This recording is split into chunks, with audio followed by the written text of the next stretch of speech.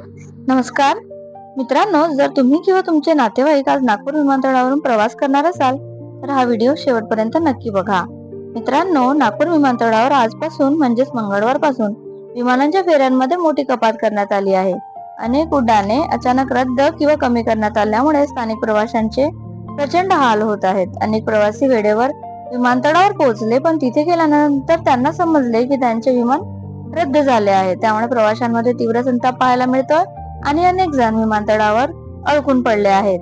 तर आणखी एक दुसरी मोठी घटना म्हणजे नागपूरच्या दिशेने येणाऱ्या इंडिगोच्या एका विमानाला तांत्रिक बिघाडामुळे अचानक हैदराबादमध्ये आपत्कालीन लँडिंग करावे लागले. विमानात तांत्रिक बिघाड झाल्याचे वैमानिकाच्या लक्षात येताच प्रवाशांच्या सुरक्षेसाठी विमान तातडीने हैदराबाद विमानतळावर उतरविण्यात आले आणि सुदैवाने सर्व प्रवासी सुरक्षित असल्याची माहिती आहे. पण यामुळे नागपूरला येणाऱ्या प्रवाशांना नाहक मनस्ताप सहन करावा लागला.